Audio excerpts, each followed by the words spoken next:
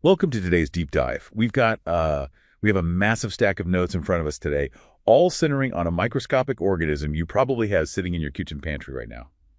Okay, let's unpack this. Our mission today is exploring how engineered yeast is rapidly replacing fossil fuels and animal farming to build a resilient circular bioeconomy. Yeah, it really is a profound industrial transition. Yeah. Yeast, specifically Saccharomyces cerevisiae, which is the exact same species we've used for centuries to bake bread and brew beer, is being completely reprogrammed. I mean, it's becoming a rugged, living microfactory. Right, and it's wild that the precision we're seeing now extends all the way into human medicine, Yeah, like that probiotic yeast. exactly. Researchers recently engineered it to secrete human lysozyme directly inside your gut.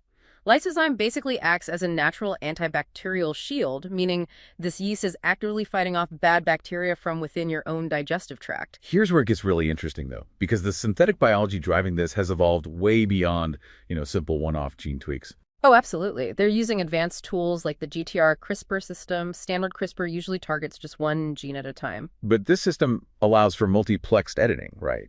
Doing a bunch of genetic edits simultaneously. I mean, scientists successfully edited 8 different lipid genes at once. Yeah, and by rewriting that entire network in a single go, they boosted the yeast's free fatty acid production by an astonishing 30-fold. 40-fold, that's huge. It is, and that matters because free fatty acids are the essential chemical precursors we need to manufacture sustainable biofuels and industrial chemicals without using petroleum. So we are literally hacking yeast to pump out the building blocks for green fuel.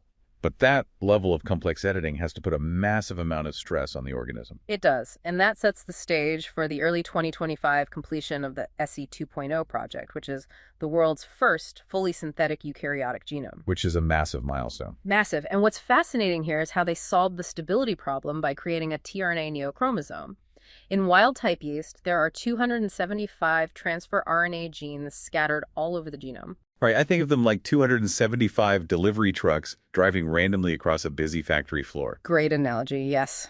And eventually they crash into the cell's DNA replication machinery, causing the whole cellular assembly line to break down. Which sounds like a total nightmare if you're trying to run a massive industrial fermentation tank around the clock. It fundamentally limits how much product you can actually make. So scientists systematically deleted all 275 of those scattered, unstable genes and packed them onto one entirely new-to-nature chromosome. They basically built a dedicated crash-proof highway just for those delivery trucks. Exactly. The result is a hyperstable industrial organism that can withstand the extreme stress of commercial biomanufacturing. That stability translates to some wild, real-world applications. Yeast already produces about 1/6 of all human medicines, including insulin. But jumping to complex plant alkaloids like S-reticulin, the building blocks for painkillers, is a huge leap. And on top of medicine, they are making cow-free dairy. They are. Startups are actively brewing bovine lactoferrin. That's a highly valuable immune-boosting protein that normally requires thousands of liters of actual cow's milk just to yield a single kilogram. Which is why it costs up to $1,500 per kilo. Right. But now they are brewing it in tanks just like a local microbrewery makes an IPA. Brewing a $1,500 cow protein without the cow is mind-blowing. But scaling from a lab experiment to giant commercial tanks can't be cheap. No, and this brings up the techno-economic reality of the industry. They call this scaling phase the Valley of Death. The biggest hurdle is downstream processing, or DSP. That's the extraction process, right? Yes, extracting and purifying the valuable protein out of the messy fermentation broth. That equipment alone consumes about 28% of a project's entire budget. So to overcome this massive financial bottleneck, the industry is physically clustering and scaling up in the U.S. Midwest. Setting up camp next to their food supply, Liberation Bioindustries is building a massive $115 million, 600,000-liter facility in Richmond, Indiana. They deliberately chose that location for direct, economical access to millions of tons of corn dextrose, which is the sugar they need to feed these massive yeast colonies. Because you need a staggering amount of carbon and sugar to run these engineered cell factories, and the Midwestern agricultural hubs already have that supply chain perfectly optimized. So what does this all mean? Synthesizing all of this, the core takeaway is that we are in the midst of a critical shift from a linear petroleum-based economy to a circular bioeconomy. We now have the validated blueprints to take raw agricultural waste, feed it to programmed yeast, and directly manufacture high-value, life-saving commodities. It completely changes how you look at the future of manufacturing.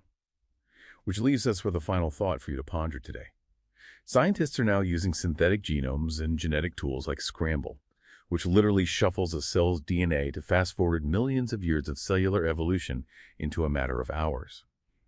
With that kind of speed and precision fermentation already brewing cowless dairy and complex proteins, how long until engineered yeast microfactories completely replace traditional agriculture, rendering massive traditional farms a thing of the past? Something to think about.